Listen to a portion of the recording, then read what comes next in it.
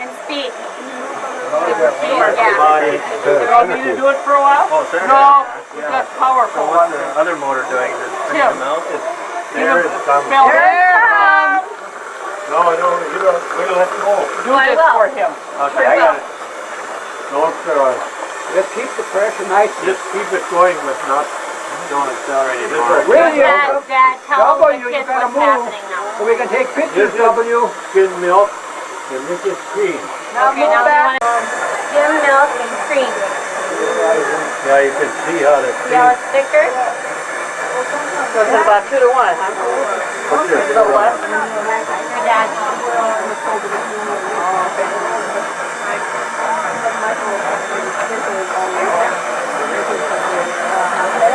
I need to get out of the way here. Oh, I guess that's it. Wait a minute. You don't have to stand. My hand is at the bottom. No, I need somebody else to stand. That's it. All the milk is everywhere. Yeah, it was. Would you have about 5 gallons? Or? Yeah. Uncle Willard, how does this machine work? It's typical force. It's got discs, and as it turns, and the cream is lighter, so it comes to the top, so it comes on this one, see? And the skim milk comes on the bottom one. It's just, there's a little hole where the cream comes out, and the bigger hole where the skim milk comes out. Centrifugal force. Wow. This thing must really have a flywheel thing in it. Okay. Yeah, this is gold. Whose separator is that? Huh? Whose separator is that? That was Matt. Dad's and mother's. Oh, It was bought in the summer about this time of the year in 1936. It was brand new then. oh my. I've seen parts of them, but I've never seen one actually work.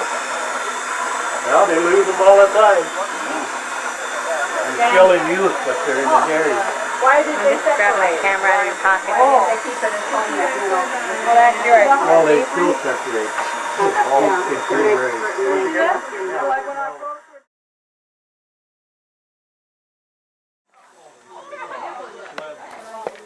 Oh my, the camcorder.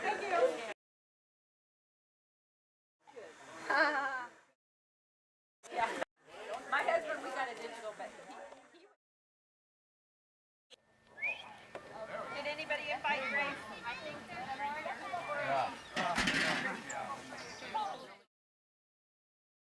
the things that you do recognize, they're just a little bit different too. Yeah. What you are. They're over here somewhere. All right. Right here. Thank you.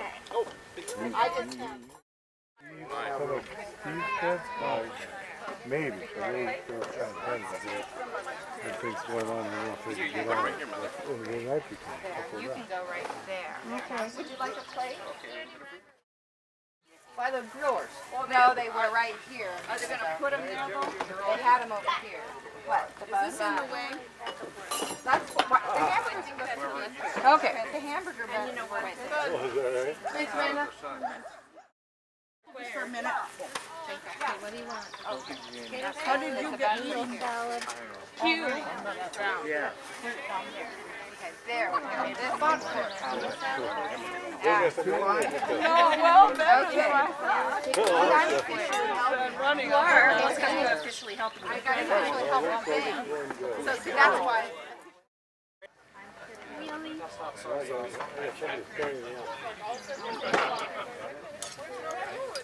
We're not ready yet, Diane. We have to wait for our form. Is there pickles? Right here. Every church event you go to, you're making power. This way, everybody. Back up, Sharon, a little bit. Okay. I had another idea different generations students have just a new name for the generation.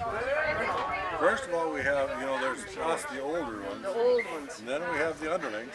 That'd be you. Oh. And then we have the upstarts. Good one. That's you. How's the hamburgers coming? A-Y, pronounced way. There's this one. Here, Peter, take this burger here. Put it on your plate. Well, now we run out of buns, so I can't Oh, eat. we have Ben? I'll go get Ben. I'm a helper. Let me run. Yeah, but you got your food on your plate too. Well, one time at the Gloria, girl. Okay, Ben.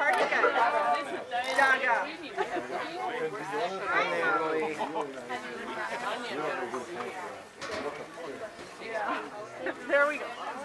Okay, baby.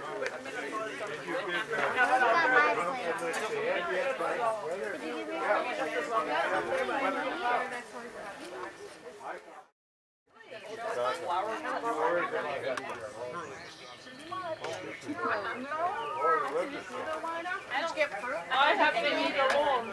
All these relatives. That's about it. Flowers growing.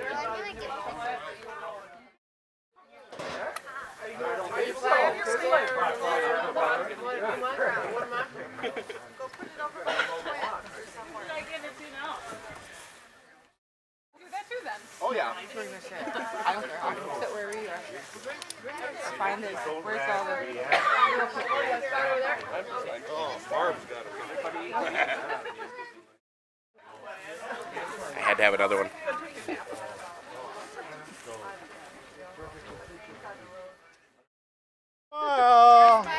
You got the majority of your name tag.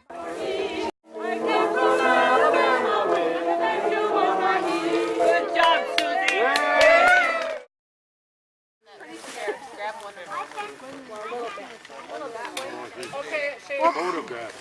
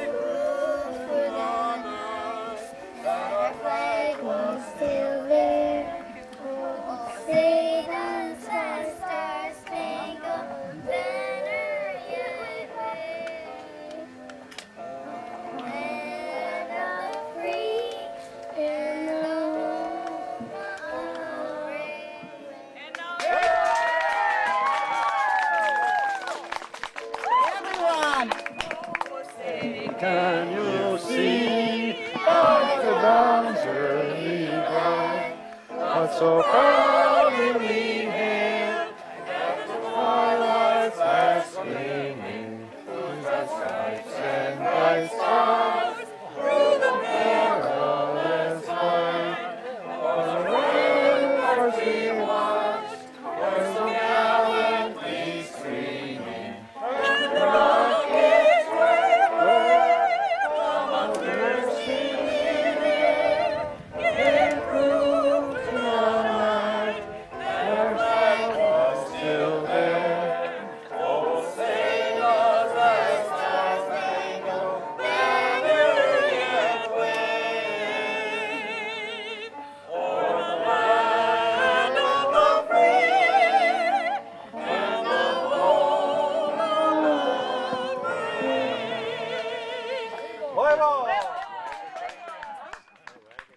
Another request?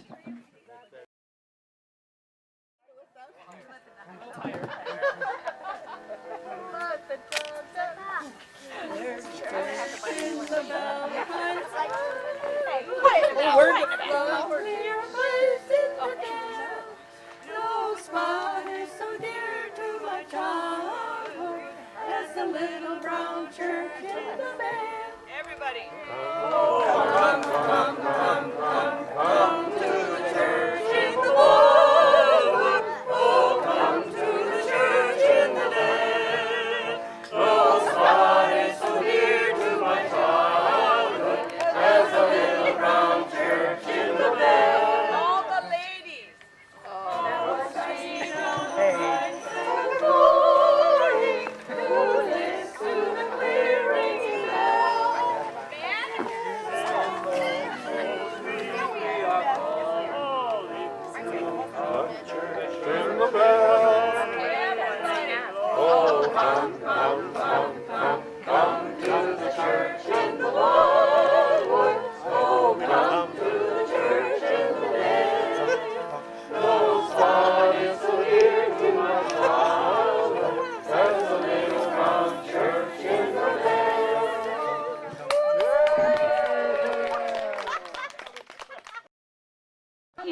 Wait a minute.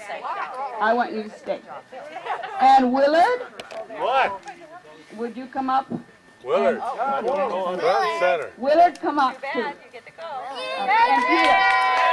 Peter. Yeah, Mr. Smarty Pants, right? Tulkaa täällä Ylisellä.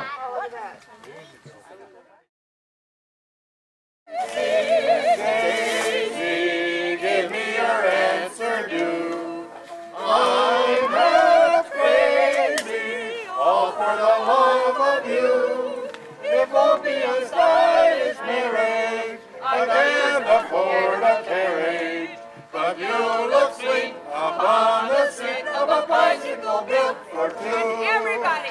Daisy, Daisy, give me your answer due.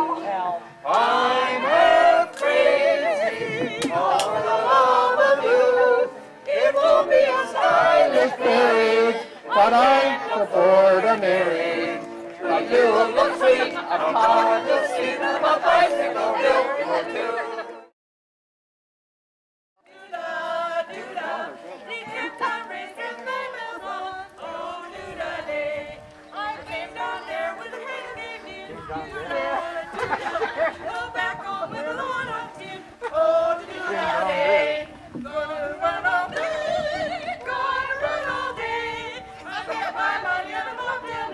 Somebody bet on the bay. Smarty Joe. Good job, girls. Everybody out here.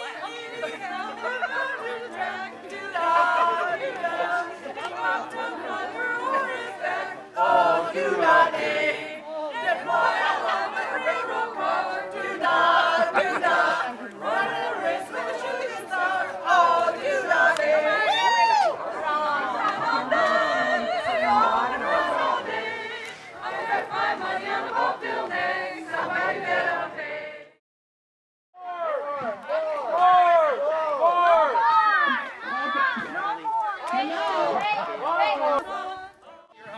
Gwen and Julie. Julie, Gwen. Come on, Gwen. You gotta come up. Come on, Julie. Hurry up. We're gonna wait. Get him. I bequeath my apron to Gwen. Bring the dogs. Hey, one more. One more. 8, 4, 24. Gail's coming. Hold it. Hold it. Hold it. Oh, you want more? And I won't hear I was mistaken, and I hide my head and cry. You're my sunshine, my only sunshine.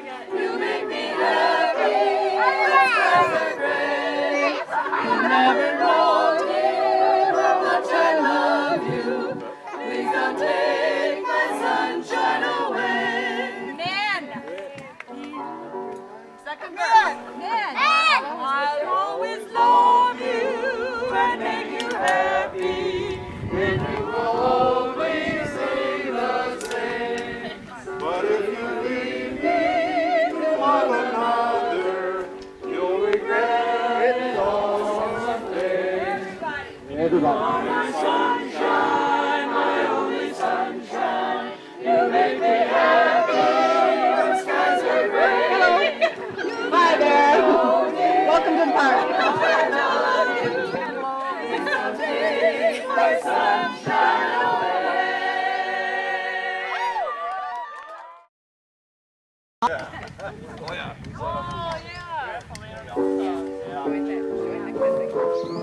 I don't know, what are we saying? Page 11? What is it? 10. 10? Top page 10. That's on page 10. Sweetheart, yeah. I know, but what happened to the weather? Oh, you sweetheart.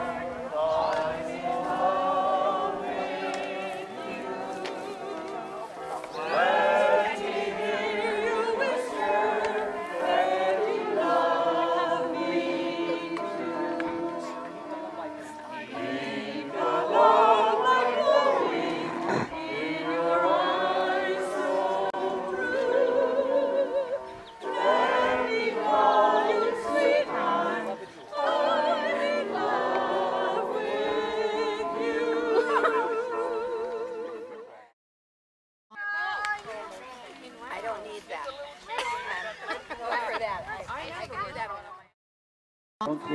the apple tree with anybody else but me.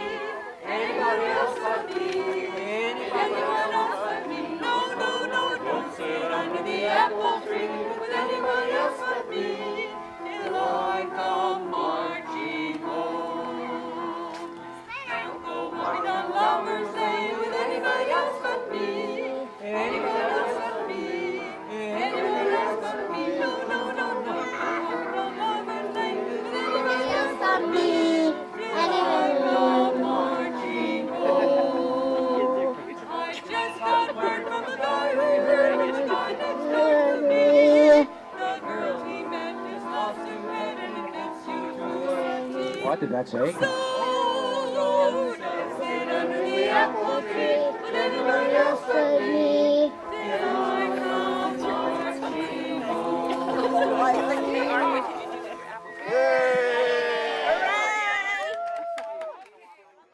Yet alone play, where seldom is heard a discouraging word, till the skies are not cloudy all day. Oh, home on the range, where the deer and the antelope play, where seldom is heard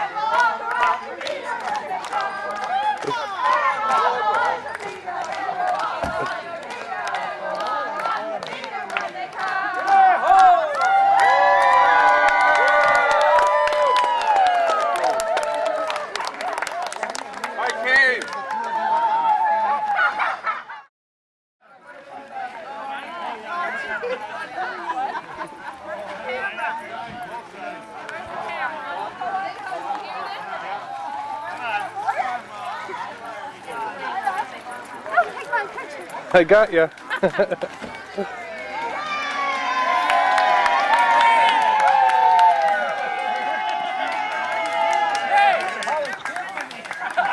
I just talked to her on the way in.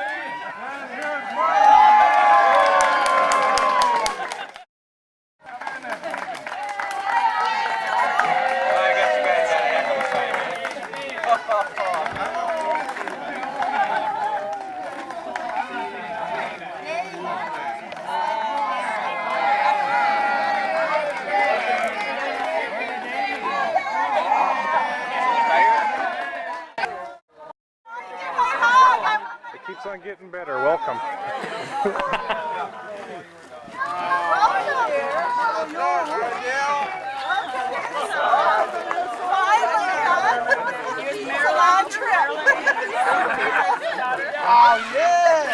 You guys had a party last night, huh? Yeah. Some party. Hey, Eric, how are you? Fine. Hi there. Glad you made it. You here? Hi. Hi, I'm Lori. Lori, Matthew. Nice to meet you. Nice to meet you. Another Matthew, huh? Hi. Is your name Matthew? How about Logan? It's not a lot, but there is plenty of food. And Ray's cooking hamburgers. Yeah, they need their name tag. Oh yeah, oh yeah. Official. It's gotta be official. Yeah. Gary, go get your name tags. Do we have a Yes, she's getting them for you. Why? Heaven. What do you need? We got Well, Ray's cooking some hamburgers for you. Well, you don't have one here. and one Matt's not here, and you're three. And there's Amanda. Amanda, we have an Amanda. I get two hugs. Well, you and Amy are This will be the first time you'll be here. too bad that we couldn't have got Well, you made it.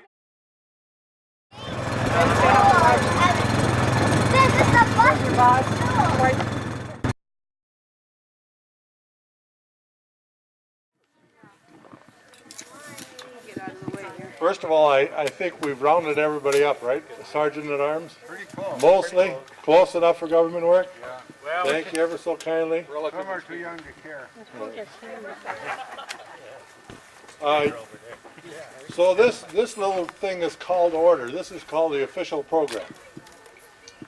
It may not be terribly official, or it certainly isn't going to be terribly formal. But we thought we'd do this just to see if we could see if eyes glazed over out there a lot. Are they glazing over already? I glazed over. Okay. Put your hat on. Pretty much. Well, we thank you. We wanted to welcome everybody, all you people that came, and particularly people who came from so far away, and through all the difficulties that you came through. That's those guys, yeah. We worried about you a little bit, and we felt pretty sorry for you. How much did you worry? Tell me. A lot. But we got over it. Well, you know, it wasn't. We knew it was one of those things that you were going through. It wasn't life-threatening or anything like that, but it was certainly disruptive. And we're sorry you missed all the fun that we had this morning, because we did have a little bit of fun. And we had a program before this that where we sang and stuff like that, and we didn't know how that would go over. Margie and I hassled about that for many, many times, about whether or not to do anything like that, and it worked out just great. So maybe we'll have to do some more of that sort of thing. But for now, we're going to talk a little bit. Cindy sang it. Even the group boys were up there singing, which that surprised me a little bit. And the little kids were singing really good. And that was good. But I didn't sing very good. You didn't sing very good. Very, very good. Very good. I was going to go a little bit into why we're here, but I think you know that.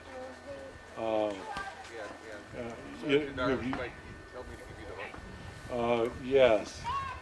the deputies here telling me that I should remind you that if I get too long-winded or anybody else, they use their little canes and they'll remove us from the stage. So I'll try not to do that. I'm gonna say a few more things, and then the main thing we're gonna do is introduce the families. And what that's gonna consist of is we'll come up here in some sort of seniority order. Well, no, excuse me. First of all, we're going to, since we're the descendants of Matt and Sophia Leinonen, we're going to introduce those people. Now, they aren't here, obviously, so we're going to have some people come up and talk about them a little bit, and try to get you guys to get a sense of who they are and that sort of thing. And then all those other ones, like Emo Rauha, Einard, Ben, and Aunt Ellen. Those generations aren't here, and a few of us in this generation aren't here. So I want to also take this time to thank the committee, and the committee is would all the committee member members stand up? Yay, Marvin! Artie, you got to stand up.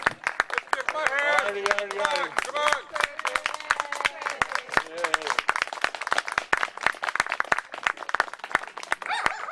Now, believe it or not, these people did go through a little bit of work. So you probably really won't understand what they had to go through, but we did get to know each other a lot better.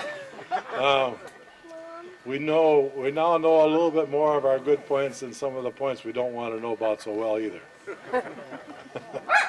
But it was fun. We had a lot of fun. I emailed Artie, I don't know how many times. I got a whole directory of emails from Artie and I back and forth that I've got in my computer. So Artie did a lot of work out in California. She made the books, she made those song books, she made banners. And it took a lot of work.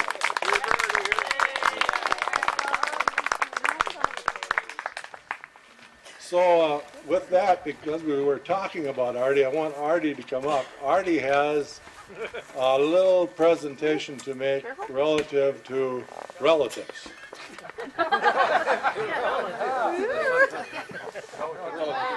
Relatively speaking, that is.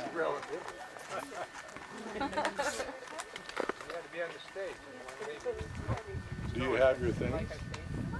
Yeah. Where are they? I left them in the house last night, remember? Where are they? I'll get them. On the ledge by the door. Intermission. Smoke them if you got them. All right. I was doing a lot of coordinating of details and that sort of thing. So he kind of made up a title for Norma called Trivia Coordinator. Last minute details and Trivia Coordinator. So that kind of started a title mentality going in the family. And if you look at on the old sauna over there, you'll still see those signs. We put them up again.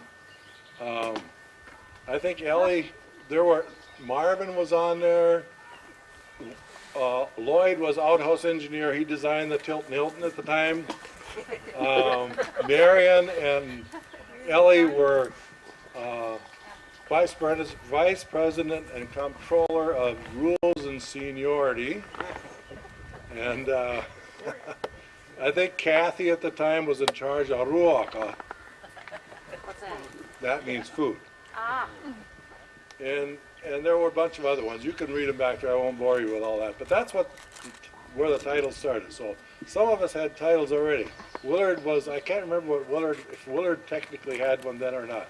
But anyway, Ardis here, this young lady, decided that that this generation should have titles, a complete set of titles. So this mythical board theoretically had to come up with Mic up. titles. Mic up. Can you hear me better now? Okay. I hear you now.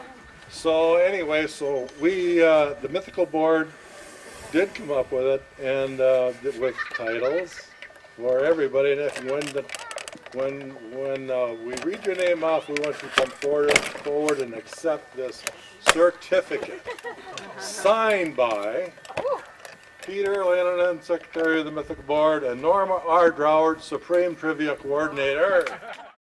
Wendy Leo McCullough. Wendy Leo. Come to the back row, Wendy. He's the oldest senior. Oh, the senior. His title is Most Senior Member.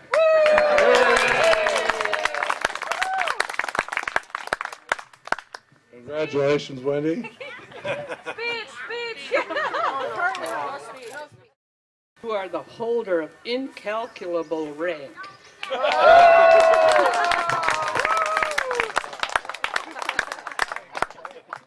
Willard Emil Leinonen. You are the repository of Leinonen adaptations. Thank you very much, everyone. Norma Rauha Droward, who holds the title of Supreme Trivia Coordinator.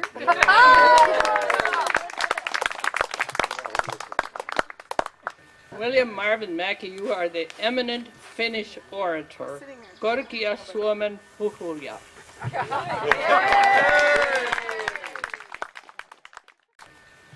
Held this esteemed title for many, many, many years, and it's very fitting. And this is Edward M. Group, and he is the most reverend. Yeah,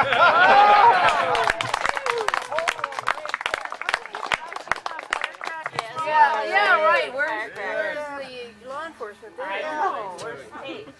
Finally got it from Scare the children. Next, we have Margaret May Group. Margie May.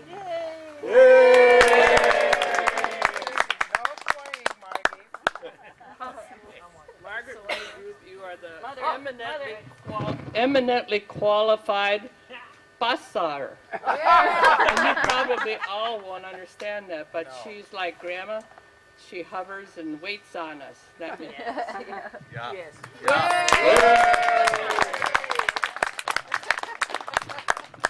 Kiitos oikein paljon ja tulkaa toistekin. That means thank you very much. Come again or something like that. Next, we have one who stands very highly above all of us in a very esteemed position. And we all turn to him often for guidance and such things like that. And that's Peter Edward Leinonen.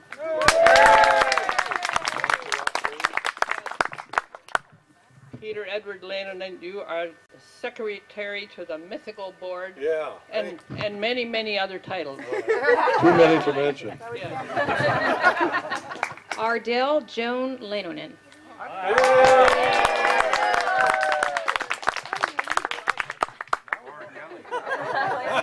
Ardell, you are the Leinonen family genealogist. Hey. We were going to give Ardell another title. It was, yeah, we were going to call her the most celebrated one because she has a birthday about every week and a half.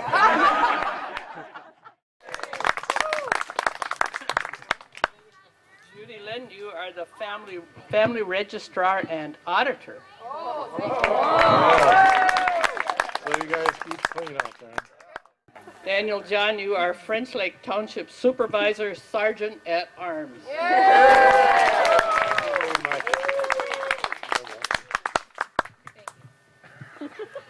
James Allen Jacobs.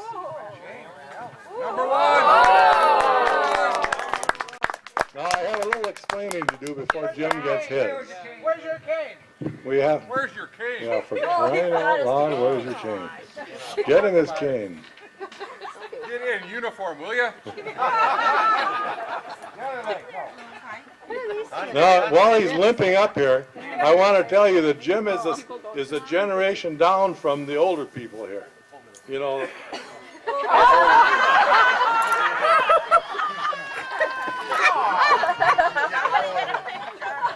James Allen Jacobs, you are the head of the second table. Oh, thank you very much. This is to a very special person. Artist Lee Leinonen. Just a moment, please. We have crying time. Yeah. Okay. This is for a very special person in the West Coast, and her name is Artist Lee Leinonen. Did I say that right? West Coast Trivia Coordinator.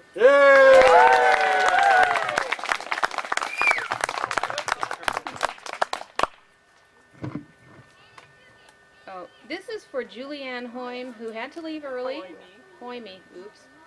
She left early to go pick up her daughter from St. Olaf's music camp, and she is the trivia coordinator.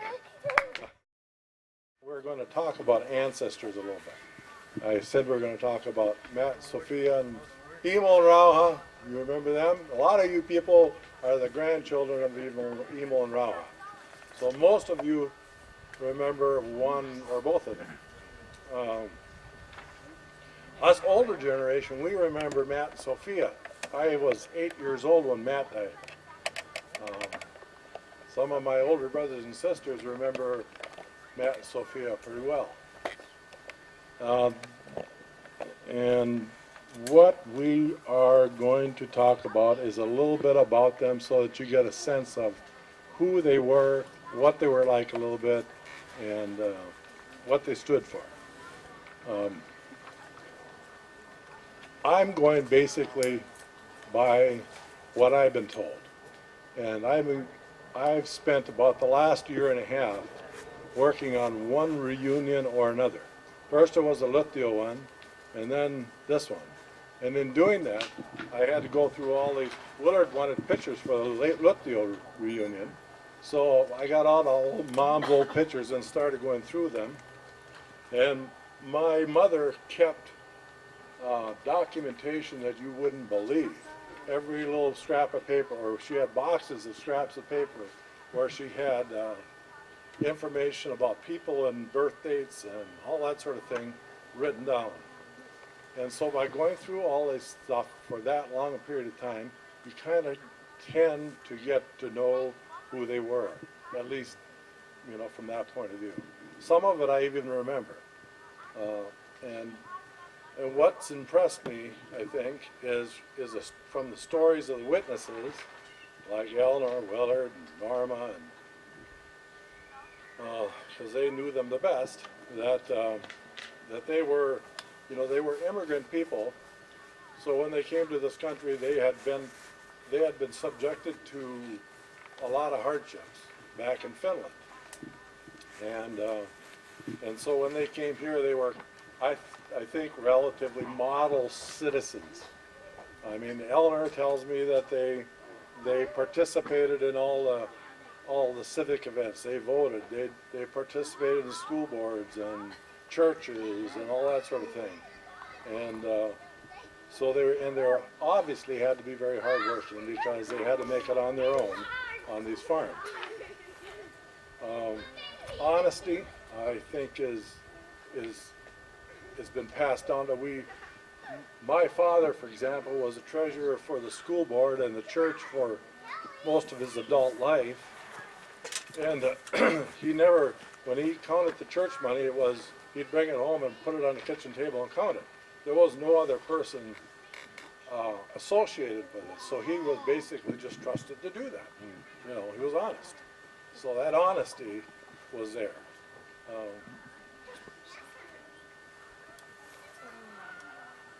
And a lot of these things we think, I don't know if they're passed on through genes or example or teaching or whatever. So one of those ways things are passed on. But I think the most important thing that they passed down to us, the legacy they passed down to us, is their faith in Jesus. You know, that was paramount in their lives, and they lived that, I believe, in their lives as fully as you can. So with that, I want to call some of those witnesses forward, like Eleanor and Willard, and they're going to talk about Sophia and Matt a little bit. Grandpa came here when he was 10 years old with his parents and with at least 6 brothers and sisters. And they came on a sailing ship, and they were in steerage, which meant that they sat in the bottom of the boat. There were no staterooms down there, so I don't know just how they managed, but they did. Then Grandma came when she was 18 with at least 2 of her sisters, and she worked in Minneapolis in the Nicollet Hotel as a chambermaid until she met Grandpa, and that's unless you know something different. No, I don't. So, and then the reasons for leaving Finland were, well, I suppose complicated. They looked forward to living here, this country, where they were free, because in Finland they were not. They were under Russian rule. So, and at the time they were trying to Russify Finland. In other words, they were trying to take their language and you know, so forth. And one of the cute things the Russian did was, in the middle of the day or night, you get a knock on your door, and the Russian soldiers were there, and they said, you come with me. And you were in the Russian army, just like that. No, you didn't have a chance to say no, you were gone. So I don't think that our great-grandparents wanted the boys to have to do that. Yeah. So then,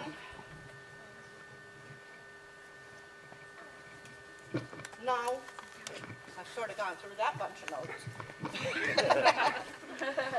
And before we go any further, I would like to recognize a few people. Now, Grandpa, this is the best of my understanding, had to register for World War I. If you know different, you tell me. Because Mama told me this, and that's what. Oh. So what Mama said, guess what? Yeah. Yeah. That Grandpa had a register. For World War I. Yeah. But then Daddy also had to register for World War I and II. Just like me and Dad. Yeah, yeah. Then we have other people who were in the service, some for quite a few years from this family. And one was Jake, who was my first husband, father of Jim and Susan. And he was in the Army for over 5 years. And the interesting thing that happened to him was we were stationed at Fort Lewis, Washington. All of a sudden we had to go to San Francisco, and he was put, and we thought he was going to get discharged because he had enough points. They had a point system those days, if you remember. Yeah. And you got 45 or something, you were eligible to get out. It was kind of like how many months you had been in your age. Yeah, I don't know exactly how it was. I don't know if your case, maybe he was married too, I don't know. I don't know. But anyway, instead of him getting discharged, he was shanghaied. And he was put on a ship and sent to the Philippines. And they were still shooting there at Clark's Field in Manila. The next one I want to recognize is Carl, my second husband. He was in the Army Air Corps in England, and he did over 30 missions of bombing over Germany. He was a tail gunner, and every time they went up, he says, those Germans didn't like me because they put up that flak. So anyway, but what did happen to him, he was a tail gunner, so, and I saw this. A piece of shrapnel came through, about yay big, like my little finger, and cut his oxygen hose, and he got inside the plane somehow, I don't know how. Otherwise he'd have been dead. Next one I want to recognize is Wendy. You stand up.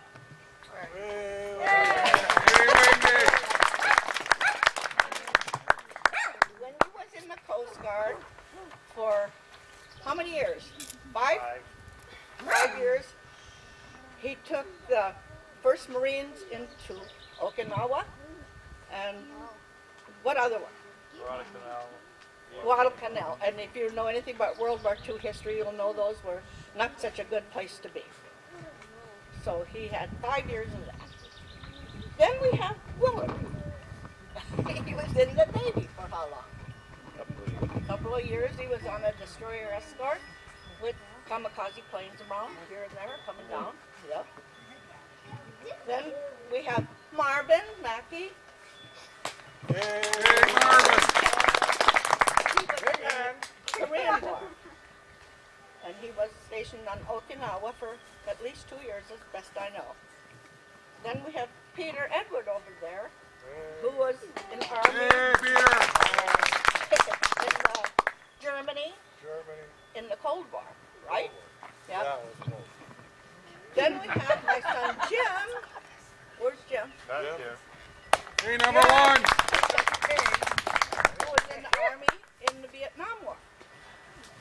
Then we have Stephen Willard's son. Where's Steven's Who was in Vietnam. For how long? 10 months in Vietnam. And you were flying in the helicopters, weren't you? We were 25 And you combat. 25 combat assaults. Oh my God, 25 combat assaults. Okay. Wow. Then he's not here, but I have Rick's name down. Rick Sent? Yeah. He was, he was on Kitty Hawk, right? Right. Which is an aircraft carrier. Then we have Matthew Leinonen. And he was in the Army, I don't know, a couple of years or so, for sure. 3 and 5. 3, see, but I don't know everything, do I? Then we have one person in the family who's in right now. That's my grandson Roger, who's Jim's son, and he's on the carrier Stennis, and he flies the radar plane off that ship. Where is he? And I wanted to recognize another little girl. I don't see her. Is Natalie around? She's in the garage. Yeah, they're in the garage. Is she here? She was, I think, they're playing over there. Yeah. She's playing. Well, she did a big thing, and maybe Willard, you can tell me what you tell about Natalie, because you know more about it than I do. Well, where's Gail? Gail is in here?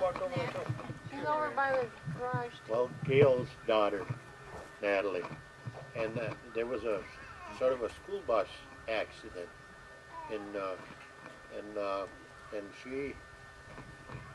she had her friend, and they got off the bus, and the bus was sort of turning like this, and the driver didn't see him, that they didn't go in front of him, go to where they were supposed to. And about that time, they kind of slid on a snowbank, and her friend went underneath the bus. But being that they were turning, this, her little girl says, her little friend says, Angel told me to let go of Natalie. And anyway, her friend and her both got an award for talking about Natalie. They got an award for, I don't know what it was. Well, Brittany got an award from Ramsey County, and she got the youngest bravery award ever Valor Award ever given by Ramsey County, and she's the youngest person that ever had received it. And Natalie got a bravery award, and she kind of helped her. She was there. Natalie was there after Brittany got hit by the bus. She's what? Go ahead, tell it.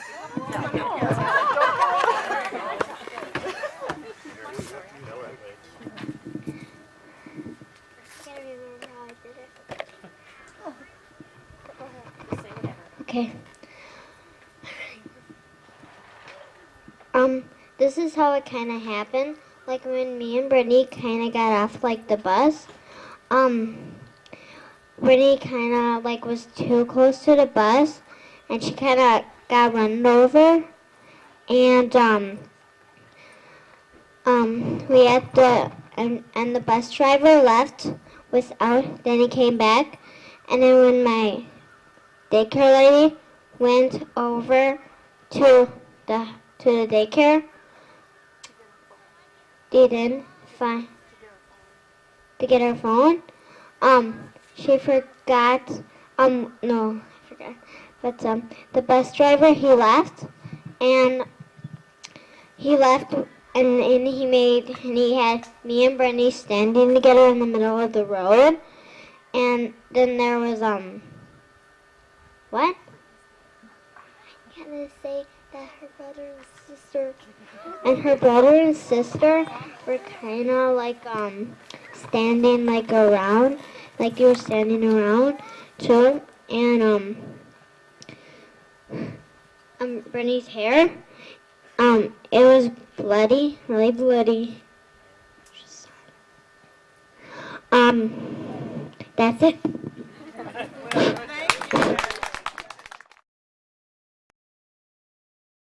Anyway, about Dad, he loved people, and just a funny story about him. Living out here, you know, we're pretty isolated, and whenever anybody came in the yard, he'd invite them in for coffee, and Mom would have to, she probably was washing clothes or whatever in the kitchen, and she'd have to make do and serve coffee in the middle of that, try and clear up everything. So he loved people, and he loved to go places. They loved to travel. They went to Dakota or wherever as often as they could. Did you want to tell about the clotheslines, or should I? You tell. All right. Along with this visiting and people coming to visit. Well, Sunday afternoons was just a special time to go and, I'm always too loud. Sorry. A special time to go and visit. You know, you worked really hard during the week, and Sunday really was the rest day. You always went to church, and that's partly what I had written down here. And then in the afternoons, or some weekday evenings, you know, you either went visiting to places or people came to visit you. And of course there weren't telephones, so, you know, you just went and people just came. And so, you know, remember the old house, you know, there wasn't a laundry room, that kind of thing, or dryers or washers, regular kind of washers. So, you know, you in the living room, you just strung lines all over, and then you hung up everything on the lines, and including Daddy's long johns, long underwear, which sometimes frightened me in the middle of the night when I slept in the living room, even though I knew what they were, but, you know, I still thought maybe it was a ghost. But anyway, sometimes these people would come over, you know, and Daddy was, and some of us were still in the barn, and supper was yet to come. And is that what you were going to say, Norma? Go ahead, you're doing fine. And these people would come like Roots and I was from the Kingston area, and I'm always. Anyway, so they'd walk in the door, and here were all those clothes hanging all over, and we quick try to grab them all down, and you know, maybe there was no cake in the house, so we had to start making cake, or at least cheese and crackers, and then come in and have supper. And but they would come in, and you know, these fancy people, and they'd just visit, and Mom and Dad, you know, just kind of take it in stride. Go ahead. I was just going to say, we used to work hard, and we had help with all the farm work. And in the summertime, for helping, our big treat was to go to the state fair. So Dad would load us all up, whoever was able to fend for themselves, and we'd go to the state fair, and he'd park himself on Machinery Hill, and us kids would go the whole day. And then we'd meet at lunchtime and supper time at the car. We'd have roast beef sandwiches or whatever from home. And we spent the whole day at the fair. And he'd even let us stay for the grandstand show at night. I just can't believe that. Yes. And drive home with that little Model A with the sleeping kids in the back. Right. Marvin, I have to tell you this. One time, I think it was Ellie and I, yeah, had to be. We took Marion along. She was only 6. And let's see, I can tell this, I guess. But anyway, we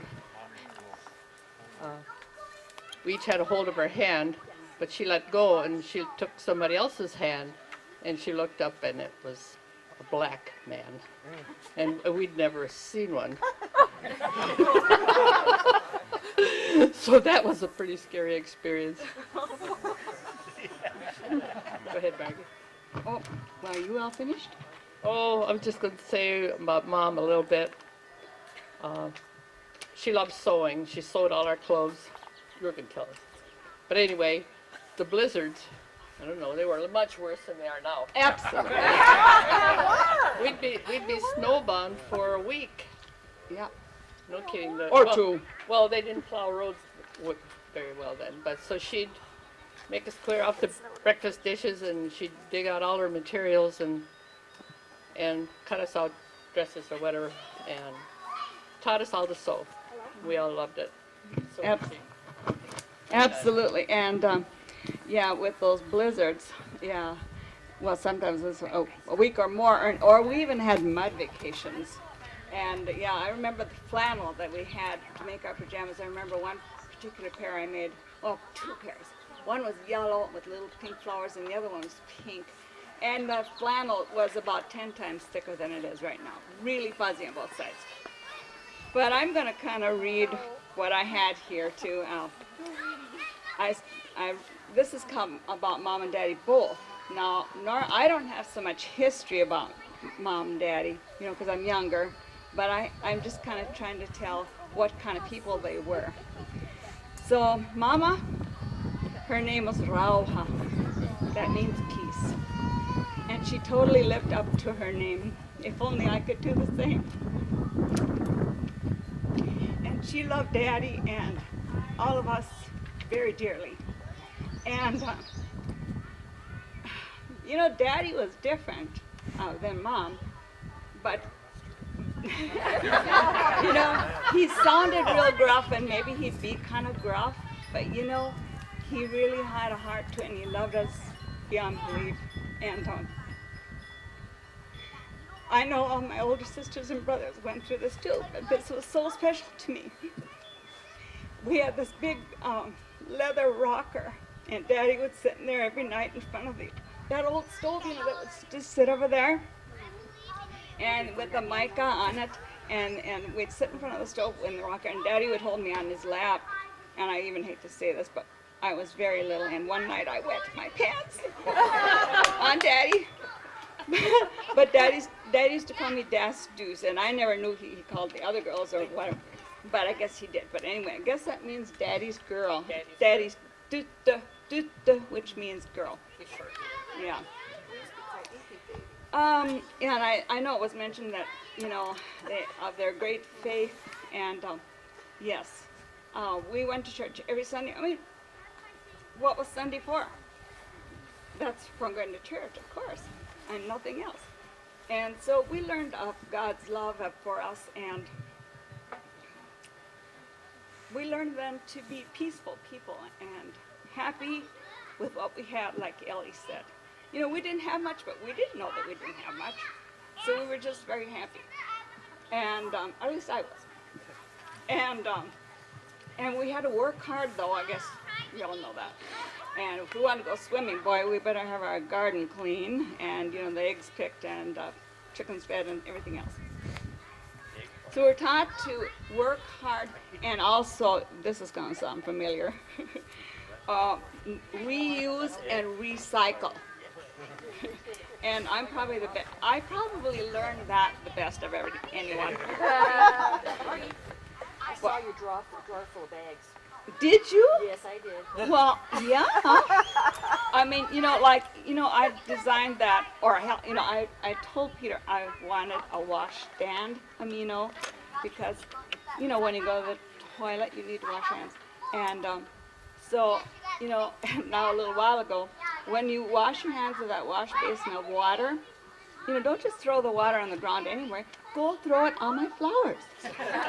So you always think of what you could do with what's left. For instance, my borders in the house. Use a bottom of border you're supposed to throw away and put it on another board. Anyway, that wasn't on this. But anyway, I was talking about Mama and their sewing. Mama you know, even though they worked hard, they had a lot of fun. You know, they enjoyed life with the sewing, and Mama loved to sing, with Amelia especially. Now I don't know if I can do this right now, but Daddy liked to sing too. And he used to sing in the barn all the time, like let me call you sweetheart, you know. And he used to sing Let the Lower Lights Be Burning. That was another one. But I let the trouble dry here. And so, you know, he maybe couldn't remember the words. He'd go,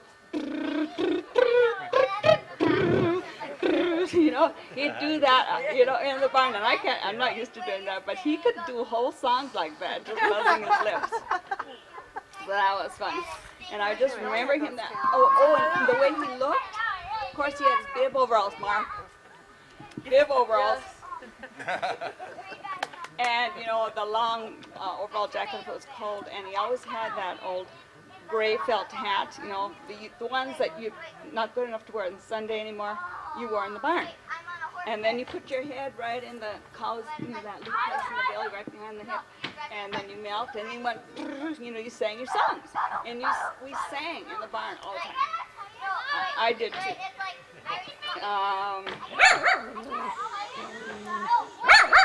So, I just look. Just one last paragraph.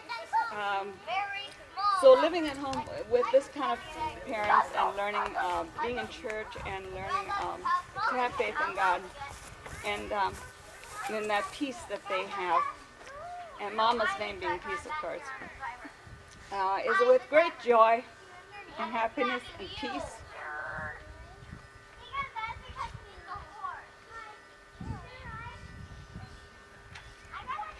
that I welcome you to Rohan, Peaceful Acres.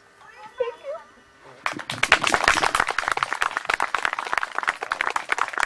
Special thank you to Margie and Ed for letting us have the reunion here. Wouldn't happen any other way. And he went to the Murbeck School to 8th grade, and then later he went to Dunwoody. And I can't remember how he went to Cleveland. It was somebody, some friend or relative knew somebody in Cleveland, and that's how he got to Cleveland, because of that friend or relative, whatever. And they stayed with him, and then they helped him find work there. And that's where he met my mother. She was from Ashtabula, Ohio, and they met at the Finn Church. They went to church regularly too. And they were married, I think, around 1936. I was born in 38, so I think. And they were married at my grandmother's house in Ashtabula. And the reason they went together for quite a few years before they got married. My mother was the oldest of 5 children, and her father died when he was only 50. And so she had to help support the rest of her family. So they kind of sacrificed for the family, so they didn't get married right away. And he worked as a chauffeur when I was born. I didn't know he was doing that. And then later he went to work at Warner and Swayze, and he retired from that as a machinist. And they were very good church people. He was a deacon in the church. He loved to sing, so that comes from the family. And good people. I don't know that. Taylor used to come here when he used to visit me, or us. I remember I used to have his car parked, and he always had fancy new cars. You know, he had this 1949 Ford that he was driving in 1948, and I remember he used to take me in the car, and it was raining. I remember a rainy day, and he would ask me, what are you going to do when you grow up? Well, I was only 6 or 7 or 8 years old. I had no idea. I still don't know. But anyway, he was awfully interested in kind of promoting or getting young people to think about their life. So that's the kind of guy he was, that I saw. They always brought us candy. Oh. That's my favorite uncle. I didn't remember that, Danny. That's right. Also, we used to get roller coaster rides on the way from Uncle Ben's house to Murbrack School. Just take the car and go real fast down those hills. Belly rides. By Uncle Ben's house, there were hills in the road that are cut down now. Can't do it. But they were really good for belly rides.